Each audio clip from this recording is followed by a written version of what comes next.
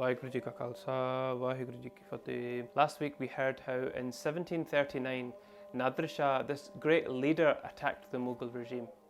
After conquering Afghanistan and other strongholds on his way, Nadar had now reached Lahore, where Zakharia Khan was based. Zakharia Khan did not have the numbers to be able to fight such a large army of Nadar Shahs. He sent messages to Delhi to ask for support, but again the Mughal Badshah Muhammad Shah Rangila, the grandson of Aurangzeb, he was a useless leader. He didn't care for the attack and in fact spent most of his time intoxicated with alcohol and drugs. Zakharia Khan received no help but still decided to hold his ground.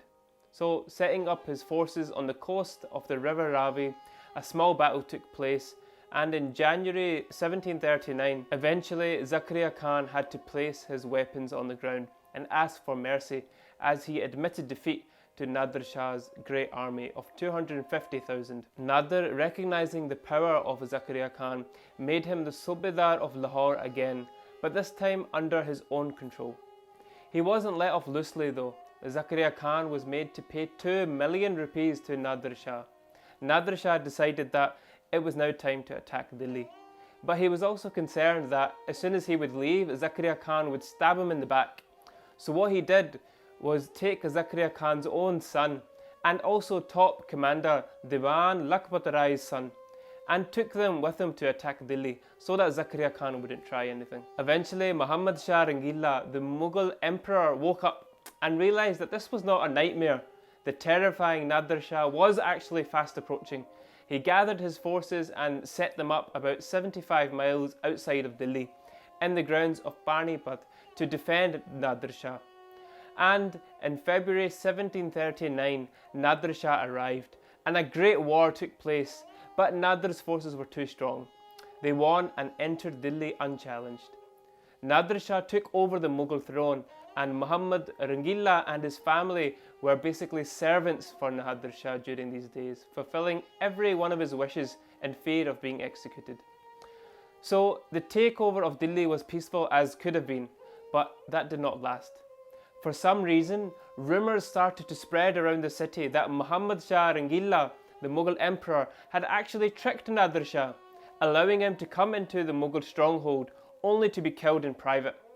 When this rumour started to spread and Nadar Shah's forces on foot started to get attacked and mocked by the public, and very quickly the very well alive Nadar Shah heard about this.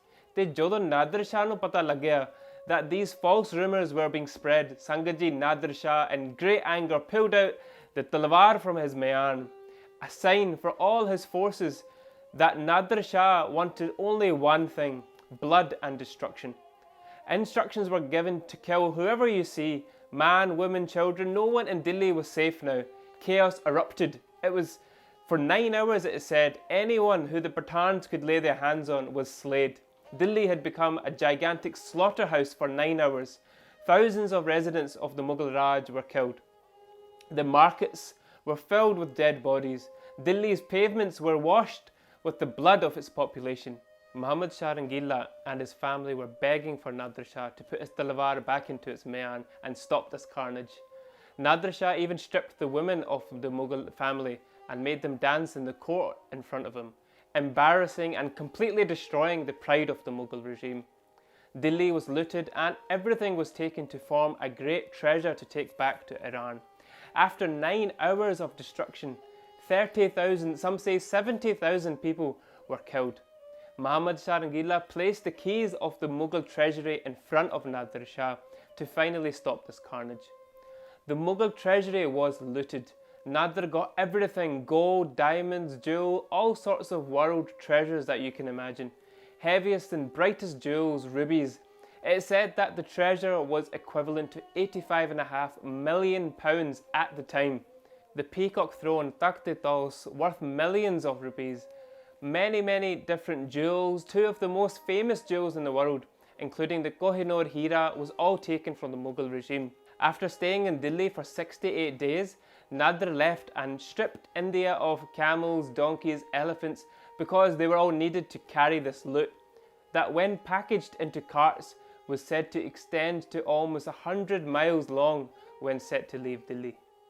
And now, Sangat ji, the Singhs come into the story. Up till now, the Singhs had just allowed Nadar to enter and watched as Mughals and Pathans fought each other. But as Nadar leaves, it's a complete different story. Hearing about the carnage in Delhi and that Nadar was heading back with all the Mughal treasure, the Singhs decided that they would loot Nadar Shah. Why should he have all the Mughal khajana to himself? Surely the Khalsa has a right to this treasure as well, after everything that they've endured over the years. Also, there were thousands of women captured by Nadar Shah to be kept as slaves.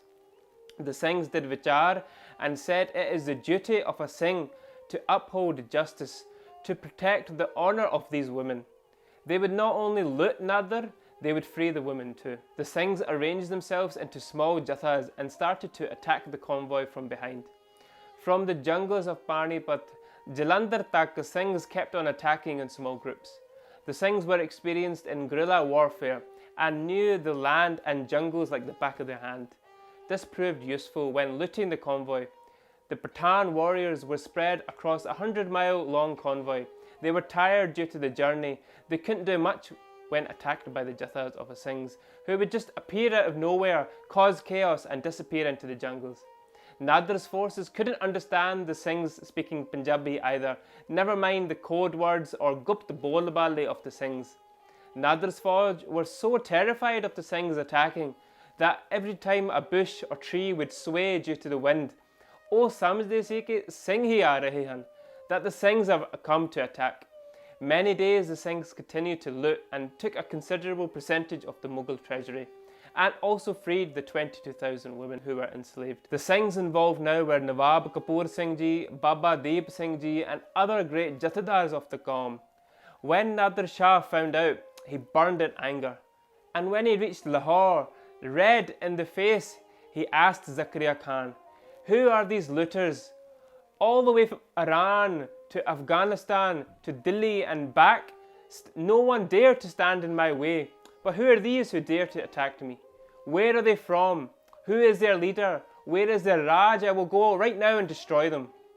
Zakharia Khan, hearing this, then responded, and the conversation is beautifully described by Kavi Bhai Ratan Singh Ji. Tab khano ne aise bakhane mulk usai ko nahe nishani khade sove aur chalat khahe nah baithe ve kite girai. Zakharia Khan replied by saying that they have no mulk, no land. Instead, they believe themselves to be the owners of all land. They say Raj karega Khalsa. They sleep standing up, as in they've got no time to lie down and sleep peacefully. They are seen to be sleeping and eating on their horses, sometimes while travelling. They don't have a city or a town where they stay for good. They're always travelling. They live in the jungles, on their horses' saddles. Saad Sangat ji, eh Gursikha di qurbani karke aj asi vade vade gharan vich rehnde ha. Noon kirt ko swad na jana, ham dukh deva ve sukh mana, hard na din par pive pani, siale rakhe na agan nishani. They have no understanding of the taste of salt or ghyo, but they still stay in happiness. They have no greed, no attachment. I try to give them dukh.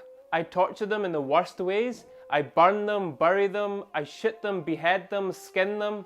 But any dukh that I give, they take it as sukh, as peace. I've never seen anything like this. Gursikhs were of the avastha of dukh daru sukh rog paya. Zakharia Khan says, I don't know what these things are made of. In the months of extreme heat, they have no proper shade. They don't even need to drink water. Still they carry on, sometimes travelling for miles and miles.